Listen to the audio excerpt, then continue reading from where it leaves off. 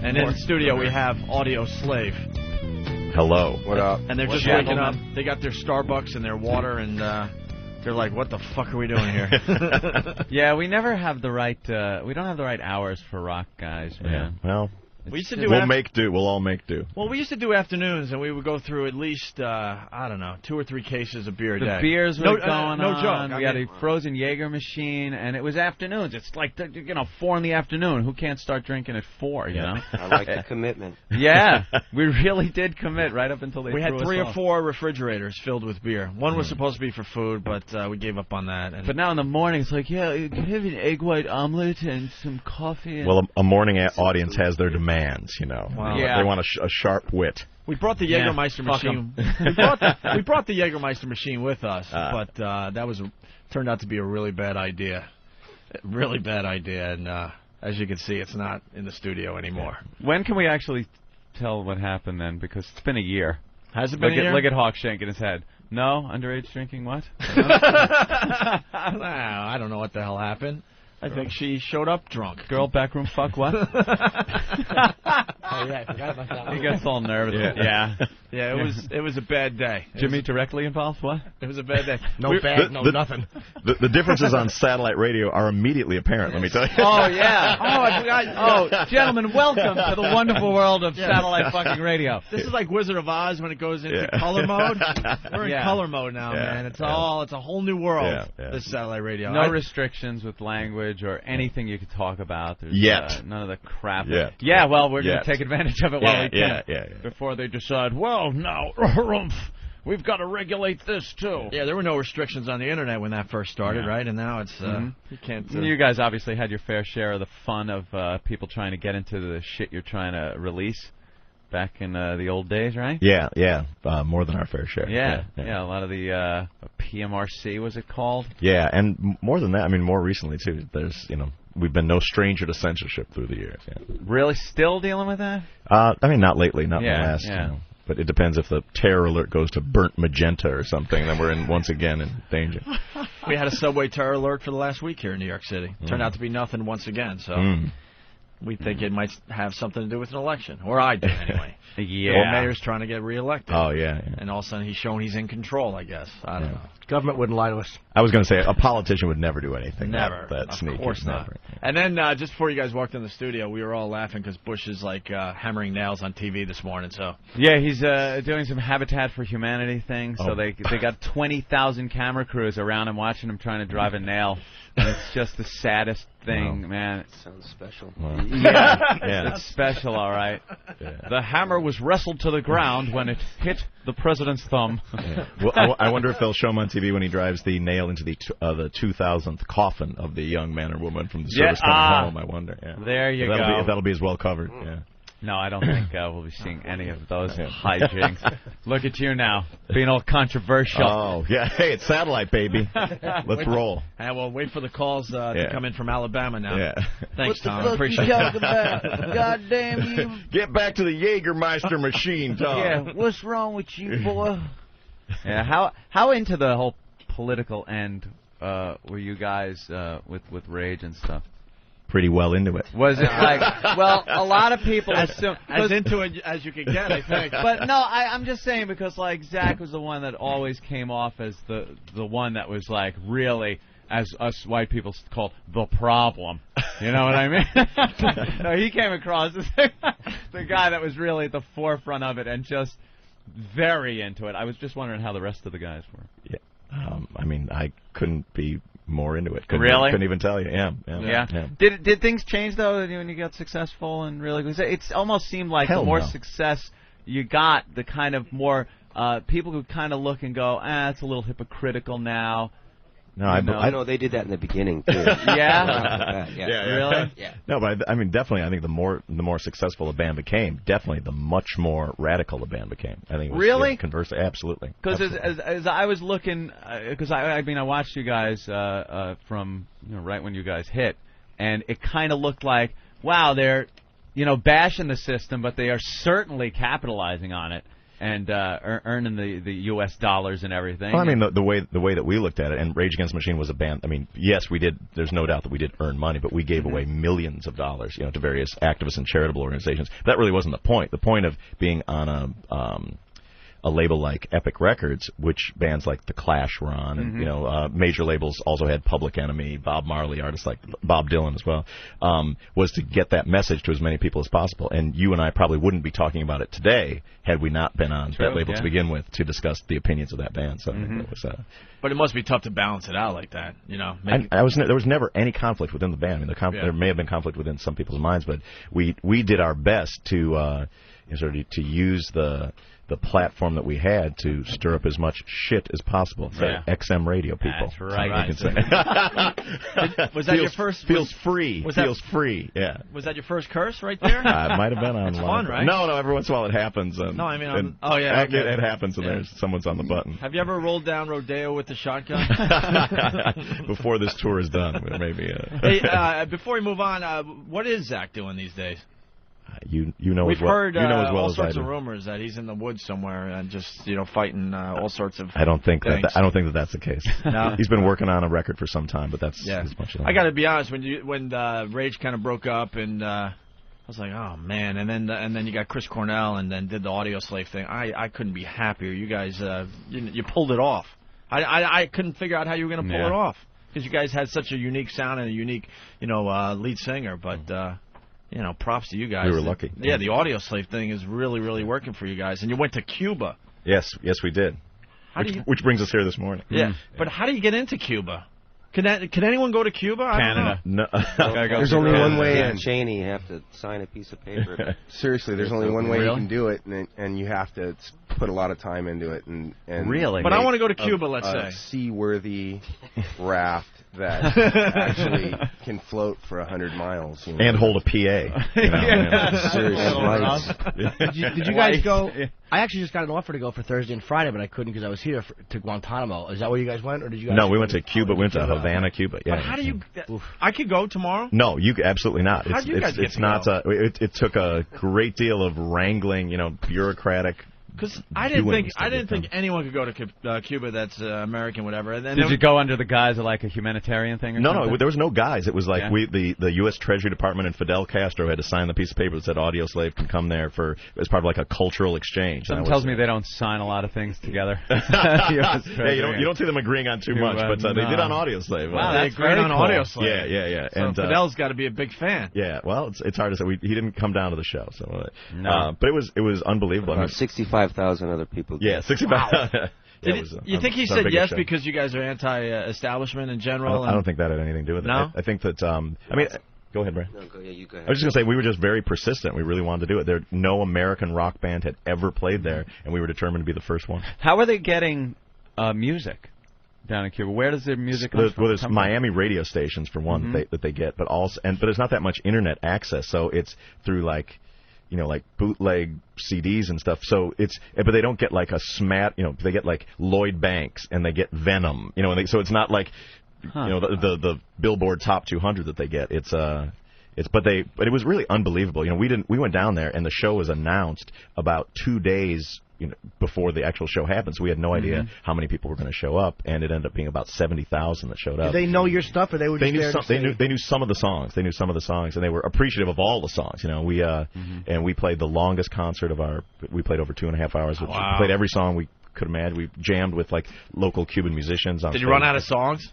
We ran out of songs. All of a sudden, you're like, oh no. What's the crowd like? I mean, the differences between playing here in the States and playing in Cuba. Timmy, what's the crowd like?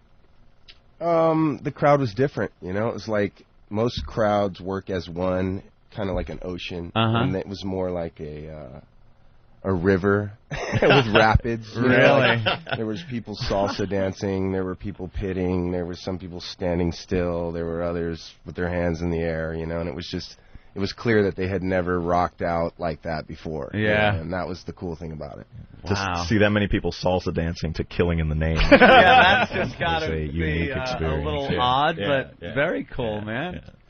Holy shit! Yeah, you wouldn't think. Was there any sign that maybe they were a little inhibited because of Not at all. No? Inhibited is not a word that I would use. Yeah, the only sign they had was the swastika with the Abu Ghraib people right there behind the stage. Yeah, the stage is actually backed up against, it's not the American embassy or consulate, but whatever, the one U.S. building on the island outside of Guantanamo is right next to the stage. It was the plaza where we played was built for the Elian Gonzalez rallies, you know, like, so it was like the one modern venue in the country, and like Timmy said, they had that was what he was describing was facing the U.S. consulate. Wow. Which was pretty crazy. Yeah, they had Elian Gonzalez on TV very recently on 60 Minutes. He's now 11, and he's happy to be back in Cuba. Yeah. Loves Fidel like a father figure. Yeah.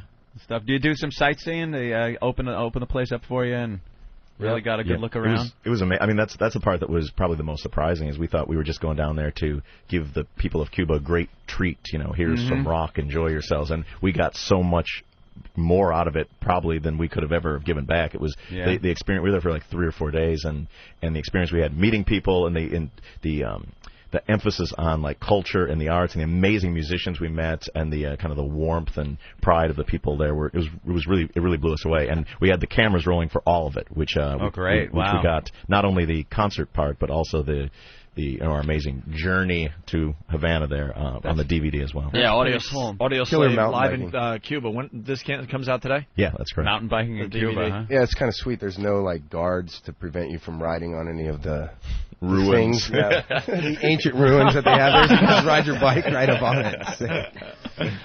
Wow, man. You think they're happy down there? What's your thoughts as you left Cuba?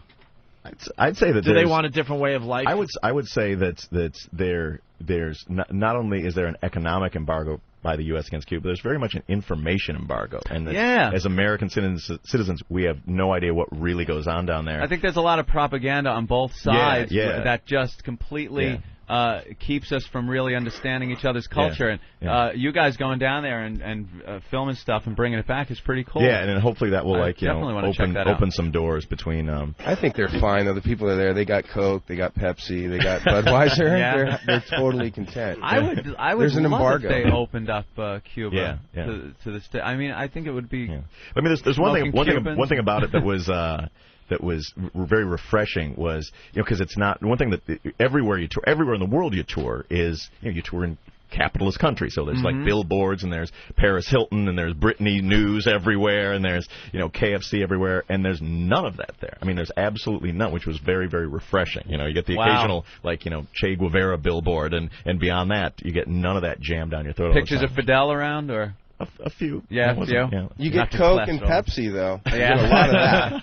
A lot of it. That's what I hate about America now, all the franchising. You go to any part of this country. It's not just America. You go everywhere around from, It was bottled in Mexico City, so and at times, American. Times you're like, why do I even bother leaving New York? It's pretty much the same wherever you go. As far as the Starbucks. I mean, it's everything. Unless you're in a communist country. There's no real billboard. That's the point I'm getting at. I used to love the mom and pop shops and stuff, but obviously it's drastically changed. Someone's yelling at us because we haven't introduced you guys. It's Audioslave, and Chris Cornell's about to walk in the studio, and we got the whole band here. Here he is right now. Here comes Chris. Hey, Chris. Hello, Chris. We started without you, sir. I came late so that I could be singled out. We started without you. We're talking about the whole Cuba thing, obviously. The new DVD comes out today, live in Cuba. Oh, great. Who did that? That sounds fun. You mean a band played in Cuba? And so far, it's been very interesting. Yeah. How'd you guys hook up? Did you have a relationship before while you were in Soundgarden? You guys were in Rage? Not really, no. No? We played at Lollapalooza 96 4 shows, I think it was, together. There was kind of a roving slot on that tour where usually it had to do with geography. Like when we were in Michigan, a band from Michigan would play, and when we were in Oklahoma, a band from Oklahoma. Well, and then Rage was just out on the road, so they played 4 of those slots. And I watched, I think twice I watched when they played. And I just thought it was one of the best live bands I've ever seen in my life. Yeah. And that was it. I met them. We got along great. We had like an afternoon where you could tell there was camaraderie right away. We hung out, and we were out on the road, I think, with Metallica then. We didn't really hang out with them that much on the road. It was that tour, but we just, it was a different thing. But you guys needed a singer, obviously, and then did you have a short list, or it was actually Rick Rubin who was pretty instrumental in getting us together, because Rick had produced the last Rage record, and so we were hanging out around Rick's house, who's our friend as well, and talking about what we were going to do, and the the one name that's didn't keep coming up. Rick was like, "Dude, you guys need to play with Chris Cornell." There wasn't some ridiculous ones like, "Hey, David Lee Roth, what do you think?" Was there a point? Like it was just between those two. Was there a point where you were thinking it's over? Hell no. That's cool. Not for a second. You just knew you could move on, no problem. Yeah, I had a dream about Rick Rubin actually probably about an hour ago, because I was asleep an hour ago. And sorry about that. Incredibly cool high-tech skateboard. And I wanted it, and that was the dream. That was your dream? It was incredible. It was the coolest skateboard I've ever seen. And when you woke up, were you bummed out that it was a dream? Yeah. I hate when that happens. You're like, oh, man. Me too. I was rocking in my dream, and I'm now just waking up in a hotel room in New York. And if there's a cool thing, he always has it, one of those guys likes buying the new toys and stuff? In a lot of ways, yeah. I mean, you would never see him on a skateboard ever in a million years, but... That's projection in my dream. You guys made a few bucks. Anything that you just like, the first thing that you really went and said, holy shit, I could afford this now? A house. A mattress was the first. Really? It was that bad? Yeah. And a pinball machine. A mattress and a pinball machine. Those are my first two purposes. Something besides top ramen.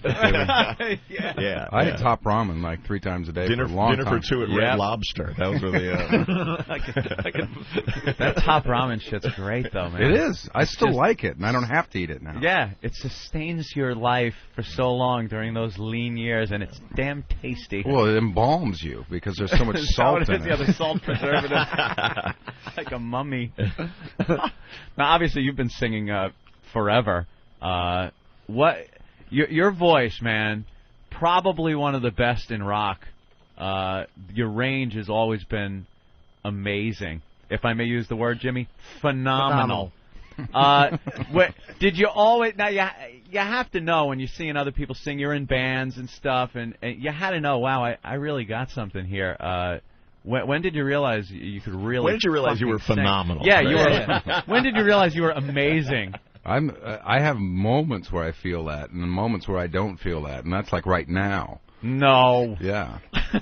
Oh, I mean, I thought you were going to sing this morning for us. I could. I'm not going to, but I could. I just want you to know that I could. And it would be, I'm sure it would be really great. But I'm not going to do it. When we get in the van, though, I'm going to sing for these guys. Oh, they're going to love you for that. Yeah. Is it hard to say? Obviously, in the morning. I started out as a drummer, and I wasn't that great of a drummer. And thank God, I had other talents because I loved being a musician in a band, and I liked working on songwriting and performing every aspect of it. But drums was for me, and I just didn't have. You have to have something like Brad has it that I don't have. Just to get in the pocket and the groove and be. You're kind of like the foundation of the song and the band, and that just you either have that, I guess, or you don't. I don't think you can teach that. But I would sing backups from the drums. And to great acclaim right away. Yeah. And so it didn't take me long to put 2 and 2 together. That okay, you did get off the kit and yeah. Well, did you do covers when you played drums? Absolutely. Yeah. What were some of the covers you did? First time I ever sang from behind the drums in a band. I think it was a version of Red House that was based on Jimi Hendrix. Really? Yeah. And I think I actually sang a Billy Joel song. All right, that's what we want to hear. Yeah, those are the ones. We don't want to hear the cool covers. Yeah. Red House. That was the first one, but I think you may be right, I may be crazy. Like I kind of know the words to that song still because I did that from the drums. Now there's a bunch of embarrassing ones I don't remember, but that's just. Did you right do any Eagles from behind the? Yeah. No, I think Eagles would have been all right. Yeah, that wouldn't have bothered me. I was not. That's usually a singing drummer usually decides to do a couple, maybe Hotel California or something. I know we're in New York and people are going to be upset, but I don't like Billy Joel. Never did like it. Didn't work for me. He went from during the 70s, he was cool for a little while. to listen to. You Yeah, weren't maybe embarrassed to say. Maybe I was out of the country that. I don't know. I don't remember that. But No, remember I don't know. I think like the late 70s or he was something. trying to be cool, and that was the problem. You could see it coming. He had the skinny white tie over black suit, jumping around in white tennis shoes like he's a punk rock Billy Joel now, like a little. And how did that? A Piano Man was all right. That's what he did. Flash fans. Exactly. Right. Although I know, I have people that swear by the fact that his live show was supposed to be as good as anything, this side of Springsteen, and I guess it's true. Yeah, I never saw it. You didn't like his lyrics though, when you may be right, I may be crazy, when he talks about riding his motorcycle in the rain. Yeah, he's without shaving. You get the feeling like he hasn't shaved, and he's out. He's that crazy, wacky Billy Joel that drives around Long Island and smashes into people in the middle of the night when he sees double vision. You got to like the fact that he dumped a load in Christie Brinkley and then had a few shots and got in a car. How do you not respect that? Eloquently put. Yeah. Oh, you can do that on satellite Phenomenally radio. put. Well, at least he walks the walk. He doesn't talk the talk right, but he walks the walk. There's some news story that he was his old drummer, I guess, I'm looking and it's for that. probably a nightmare for people that go on to fame. Is when somebody from your past perks up, because it's not his drummer that he's played with for all these years and was successful with. It's like his original drummer when they were just kicking around came out and wrote this story about him, wrote a book. And he talks about Billy Joel drinking furniture polish to catch a buzz. I believe That's it. what you want. Your old drummer to come out and talk about those days. Yeah. Ramen noodles and furniture polish. Well, there was a reason why he wore a white tie over a black suit. That's probably it. Any old bandmates do they keep in touch? Because I know a lot of guys in bands, you played with people, so many different people, and then some go to the wayside, you pick up some new guys. You ever get a call, hey, dude, you need, like, a guitar player? No, that not Soundgarden was together for a long time. And I think that couldn't have been your first band, though. Once. No, not at all. I had a lot of bands, but I just think I never kept in touch with anyone. Bass before player that. would call up and go, dude, you're in fucking Soundgarden? You don't give me a call? Most of the bands I was someone's in, sick, you could call me. yeah, I could get on a plane for you. they wouldn't know how to get a hold of me. Most of the bands I was in before Soundgarden, I left because I didn't like anyone in the band, and that was, so it wasn't really keeping in touch. I'm sure they're all there. But we liked you, Chris. Maybe they were. we talked about you all the I time. wasn't an asshole, and they were, and that's why I left. God damn, that's always the way. Holy shit. Nothing more fun than being in a Speaking band. of old bands, it just what's the date today? The 11th. We are just shy of 2 weeks away from the 5 years since Rage Against the Machine broke up. It's been 5 years. 5 years. Wow, October man. 24th, 2000. Yeah. God damn. He remembers that date. Where did those what was that all about? I was hung over at my mom's house, and my mom comes in the room and says, "Zach's on the phone," and I'm like, "Oh, Zach's gonna have to wait." I'm sleepy. She comes back about like 5 minutes and like, "Zach's on the phone. He says it's important." So I'm like, "Hello." He's like, and he tells me he quits the band, this, that, and the other, and like there's some press release coming out in a minute on MTV to say it. I'm wow. I'm like, oh wow. All right, bro, I gotta go back to sleep now. What? It was just like that? Yeah. Did you see it coming? But I saw it coming for about 10 years. It was actually Really? a surprise each day that it didn't happen. Was there a lot of friction between him and the rest of the guys and you guys? There was constantly tension. Yeah, there was friction everywhere. Yeah. Yeah. Chris Cornell's a very calming influence on the group as a whole. You see, I told you. Yeah. It wasn't me before. Phenomenally calming influence. You were not the asshole. You guys a lot happier doing the Audioslave? Like on a daily basis, it's so much, there's a lot less tumultuousness on a daily basis.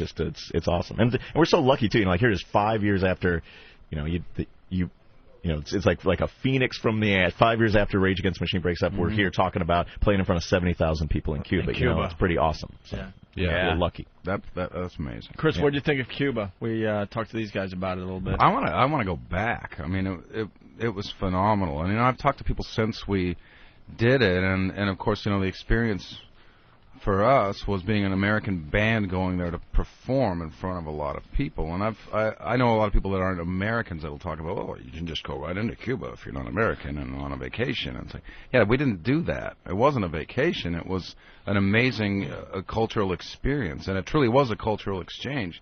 I feel like we, as individuals, forget about Audioslave, the band or the marquee, but just as 4 guys going in there and being musicians and artists and seeing that side of Cuba was phenomenal. It was incredible, and I hope I feel like some of that does get on the DVD. So I think that I also think as a U.S. citizen that doesn't get the kind of information that other countries may get in terms of news media about Cuba. Watching the DVD will be a good thing because I can speak for myself. I'd never been there before, and the only images I have of Cuba and the Cuban people are the giant flotilla shots they show on the news of people desperate to leave so that they put themselves and their grandparents and their children in peril and try to float across the water to Florida. But you get there and it's anything but that feeling. And it's also, it doesn't give you the vacation resort island spot feeling either, because it hasn't been co-opted by huge corporations, and I've been to a lot of vacation spots like that too, and you don't feel like you're in a zone where the actual people that live there. Yeah, you're not getting a taste of the real culture. They don't own anything. And they're almost, they're the ones that become the maids and the dishwashers, and you didn't get that feeling either. These are proud people that, that live in a country that they are proud to be in, and they're not in by the tens and thousands trying to float away. So in general, you think they're happy over there? I got the feeling that they were extremely resourceful and happy in a way that in my life right now I can actually be influenced by, because as Americans we're constantly inundated with new ways to be distracted. And it's referred to as entertainment, like go see the new Batman movie, check out the new PlayStation game, check out we have this new drug you can smoke, and all that stuff. And people really, without the types of distractions that we have, particularly the commercial ones, were standing around playing music at night, having a good time, enjoying the company of other people, enjoying art forms, music, literature in ways that probably has not been going on in this country for a long, long time. And I think that is more rewarding than sitting out and zoning out playing PlayStation, which is something that I'm guilty of doing. Yeah. So I value family and my relationships with my family and my band and the people close to me, and that you feel that with the Cuban people as soon as you land. Yeah, we just kind of look at it like, oh wow, they're impoverished, so they obviously don't have any fun, they have nothing to do, and you just kind of put it in a nutshell there about it's not always about that. That's pretty cool. As a U.S. citizen, you get a little slap in the face when you get there with that, which is the U.S. embargoes is what is creating that poverty, and yet you're not seeing a bunch of desperate people. You're seeing people who are incredibly resourceful, well-educated people doing amazing things and are happy, in the face of since before I was born, some pretty dire poverty and lack of resources. And it's kind of, you can't help but be stood up by that and think, my God, these are amazing country and culture. I think the embargo is kind of a double-edged sword in that respect, because if it ever stopped, there would probably be a huge American influence down there, and the culture would start to suffer because they'd have access to a lot of those distractions. I heard Timmy mentioning Coke and Pepsi, and then it'll be McDonald's and Burger King and IBM and Starbucks. But you know what it would be? It would be a resort. And a resort. It would be a resort. And there'd be a bunch of people on the beach, and they wouldn't be Cuban. No, it would suck. You would drive through the impoverished neighborhood like you do to get to Atlantis or something. And I mean, and that's one of the highlights of the trip was we went to a music university that used to be, in the pre-revolutionary days, was an elitist country club where like the rich people from other countries would come and the mafia, people would come and play golf and drink champagne and whatnot. And I'm sure the Cuban each other golden and telephones. I'm sure the Cuban people there, were cleaning up after them. And now it's a free music school for any young Cuban person that shows talent in the arts, gets to go there for free and get a complete education there. And we went there and saw some young jazz musicians play some of the most jaw-droppingly amazing music we've ever seen.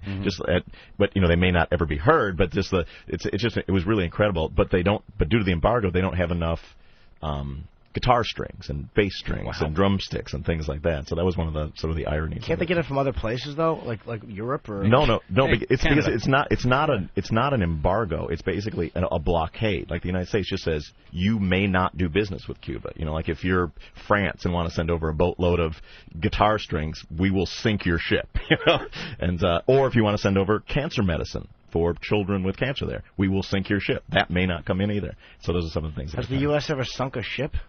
They don't need to because people there's a big enough stick wheel. It's like if you deal with them, then you're not getting this. It's one of those things. Yeah, you could do business. Go ahead, do business with them. Then we won't send you this. Exactly. And the United States is a much more lucrative trading partner than those countries aren't afraid to deal with Iran. They're not afraid to deal with Iraq or other countries. They're that, not like, communists. Supposedly.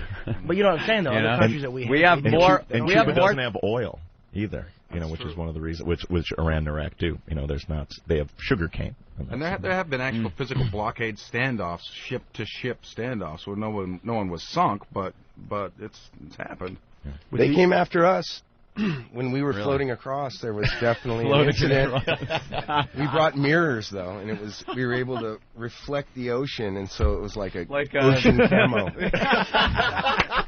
We brought mirrors. Sick though. We went right between them. Suddenly, that just sounded genius. That whole mirror camouflage thing is like it's almost Predator. Yeah. Great, bro. We brought mirrors. I like that. You can do anything with the right combination of mirrors. Brilliant. All right, they're saying we got to wrap up because you guys got somewhere else to go at 10 o'clock. Ben, is that true? Yeah. Huh? All right. That sucks. We're crack getting producer, going, man. Ben. It's Audioslave live in Cuba. Any final thoughts about Cuba or anything? What's going on? Watch the DVD. It was amazing. Did you guys bring us any cigars? No, the State Department. I mean, when we landed in the port of entry, they took a very, very close look for cigars and rum and things. A lot of people, you go to the resorts, you could bring them back and stuff, and it's not that big a deal. But I bet they just, checked you guys out. Very careful. Very well. We're also on tour, by the way. We're a band that's on tour in North America, playing some rock and roll shows around this. And a lot of people are asking, do you play Rage? Yes, you guys are playing everything. You're playing Audioslave, you're playing the Soundgarden, and then you're playing the Rage Against the Machine. Yeah, even some Temple of the Dog we've been rocking. Really? Yeah. Even some. Which one? We're going to be doing all of that at the Madison Square Garden. Say Hello to Heaven. What's the date? Yeah, Madison Square Garden's on the 29th, but this show goes everywhere, right? So just check out audioslave.com and which Temple of the Dog songs? We've done All Night Thing. We've done Hunger Strike. We've done Call Me a Dog. Call Me a Dog. Yeah. Chris, did you know Andrew Wood? Yeah, he was my roommate. Was he really? So I thought he bump into him a couple times. Who are you? Get a haircut. I absolutely loved Mother Love Bone. Yeah, absolutely. That record's a jam. That record. I still play that. Yeah. I think that was a very influential record on rock, actually. And I've always felt like his death, in a weird way, affected rock music, because I think Mother Love Bone was kind of a bridge between like the commercial hair metal bands of the 80s and Nirvana in a sense. You can hear it on the record. Yeah. And when that bridge was gone, after he died, that bridge was gone, and then it was much more polarized. Yep. Because it was okay, like Mother Love Bone still was cool, and the quality was incredible of the songwriting, and yet there were fancy outfits. And yet they wore fancy outfits. Right. They would pout, and they would wear big hats and stuff in a photo shoot. It is right in the middle between the hair band and the grunge, without a doubt. And I'm psyched because XM is playing Mother Love Bone, because commercial radio doesn't even touch Mother Love Bone, which I think is a shame. I do too. So whose idea was it to do the Temple of the Dog after he did what he did there? It was a long, sort of strange process. I wrote 2 songs, Say Hello to Heaven and Reach Down, and I demoed them like on a 4-track at home, and then I had this idea for a second of maybe I'll get the other members of Mother Love Bone together and we can go do this as a single, and then I thought, well, they'll never want to do that, and it's a bad idea. And then somehow or another they got the tape and called me up. And then the idea was we'll do that, and we'll do a couple more songs, and we'll do some of Andy's solo songs that no one's ever heard, and we'll cover them. And then his family and friends got really uptight about that, like somehow we were stealing his songs. And it wasn't a time to have weird feelings.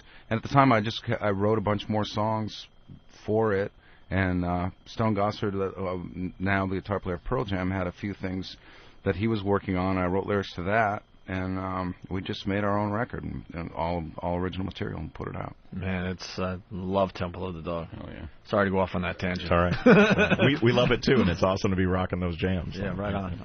That helped this band exist, too, because I had such a good time going in with a group of people that I did not know, and it was such a positive experience that I had a positive attitude about possibly getting in a room with these three guys and having it be great, which it was from the moment that I stepped on stage. Like, there was a guitar and an amp on stage. I picked it up for 2 seconds, realized we were worse if I played it, and then we started coming up with stuff, and these three guys sounded unbelievable, and me singing over it sounded like Audioslave, and it was great from day one. Awesome. All right, with that, we got to wrap up. Guys, thanks, man. Thanks very much. It's Audioslave. The new DVD is live in Cuba. I'm going home and watching this today. Can't wait.